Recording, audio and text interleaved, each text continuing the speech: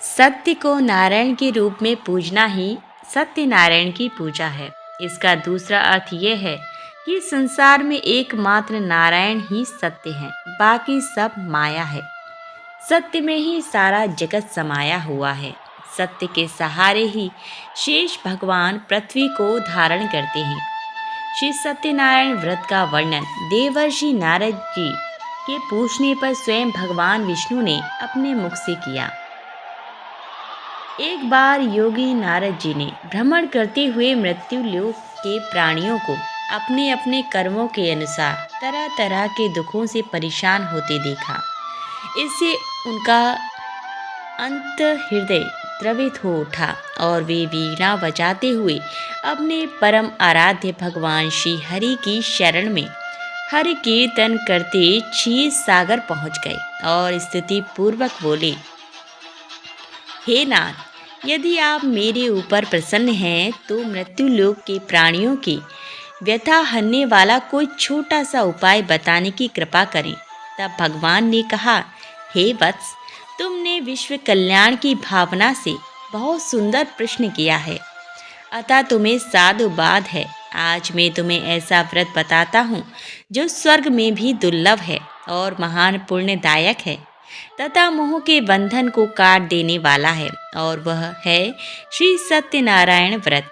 इसे विधि विधान से करने पर मनुष्य सांसारिक सुखों को भोग कर परलोक में मोक्ष प्राप्त कर लेता है।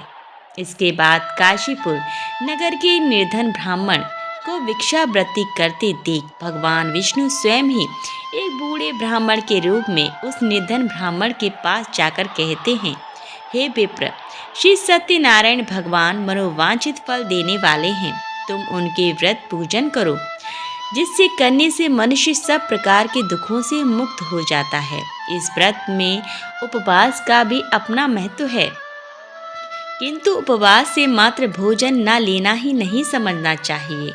उपवास के समय हृदय में यह धारणा होनी चाहिए कि आज श्री सत्यनारायण भगवान हमारे पास ही विराजमान हैं, अतः अंदर व बाहर शुचिता बनाए रखनी चाहिए और श्रद्धा विश्वास पूर्वक भगवान का पूजन कर उनकी मंगलमयी कथा का श्रवण करना चाहिए। सायंकाल में यह व्रत पूजन अधिक प्रशस्त माना जाता है। श्री सत्यनारायण की कथा बताती है कि व्रत पूजन करने में मानव मात्र का समान अधिकार है, चाहे वह निर्धन धनवान राजा हो या व्यवसायी ब्राह्मण हो या अन्य वर्ग, स्त्री हो या पुरुष। यही स्पष्ट करने के लिए इस कथा में निर्धन ब्राह्मण, गरीब लकड़हारा, राजा उल्कामुख, धनवान व्यवसायी, साधु वैश्य, उसकी पत्नी लीलावती, पुत्री कलावती, राजा तुंगध्वज एवं गोपगणों की कथा का समावेश किया गया है। कथा सार ग्रहण करने से यह निष्कर्ष निकलता है कि जिस किसी ने सत्य के प्रति श्रद्धा विश्वास किया, उन सबके कार्य सिद्ध हो गए। जैसे लकड़हारा गरीब ब्राह्मण उल्कामुख गोपगणों ने सुना कि यह व्रत सुख सौभाग्य संतति संपत्ति सब कुछ देने वाला है, तो सुनते ही श्रद्धा भक्ति तथा प्रेम के साथ सत्य व्रत का आचरण करने में लग गए और फलस्वरूप यह लौकिक सुख भोग कर परलोक में मोक्ष के अधिकारी हुए। साधु वैश्य ने भी यही प्रसंग राजा उल्कामुख से विधि विधान के साथ सुना, किंतु उसका विश्वास अधूरा था, श्रद्धा में कमी थी। वह कहता था कि संतान प्राप्ति पर सत्य व्रत पूजन करूंगा।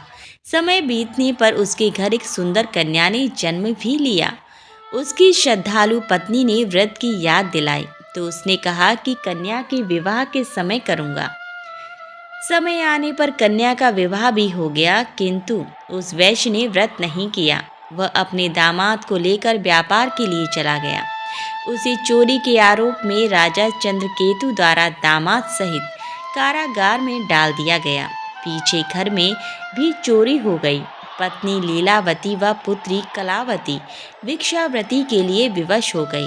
एक दिन कलावती ने किसी विप्र के घर श्री सत्यनारायण का पूजन होते देखा और घर आकर माँ को बताया। तब माँ ने अगले दिन श्रद्धा से व्रत पूजन कर भगवान से पति और दामाद के शीघ्र वापस आने का वरदान मांगा। श्री हरि प्रसन्न हो गए और स्वप्न में राजा को 2 बंदियों को छोड़ने का आदेश दिया। राजा ने उनका धन धान्य तथा प्रचुर द्रव्य देकर उन्हें विदा किया। घर आकर पूर्णिमा और संक्रांति को सत्यव्रत का जीवन पर्यंत आयोजन करता रहा। फलतः सांसारिक सुख भोग कर उसे मोक्ष प्राप्त हुआ। इसी प्रकार राजा त्वंगध्वज ने वन में गोपगणों को श्री सत्यनारायण भगवान का पूजन करते देखा, किंतु प्रभुता के मद में चूर राजा न तो पूजा स्थल पर गया, न दूर से ही प्रणाम किया और न ही गोपगणों द्वारा दिया प्रसाद ग्रहण किया। परिणाम यह हुआ कि राजा के पुत्र, धन धान्य, अश्वगज आदि सब नष्ट हो गए। राजा को अकस्मात यह आभास हुआ कि विपत्ति का कारण सत्यदेव भगवान का निरादर है। उसे बहुत पश्चाताप हुआ। वह तुरंत वन में गया। गोपगणों को बुलाकर काफी समय लगाकर सत्यनारायण भगवान की पूजा की। फिर उसने उनसे ही प्रसाद ग्रहण किया तथा घर आ गया। उसने देखा कि विपत्ति टल गई और उसकी सारी संपत्ति तथा जन सुरक्षित हो गई। राजा प्रसन्नता से भर गया और सत्यव्रत के आचरण में निरत हो गया तथा अपना सर्वस्व भगवान को अर्पित कर दिया।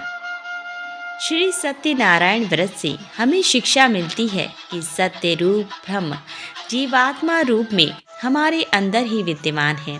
हम सब सत्य के ही स्वरूप हैं, पर माया के वश में आकर नष्ट होने वाली वस्तुओं को संग्रह करने की सोचकर संसार में मग्न हो रहे हैं।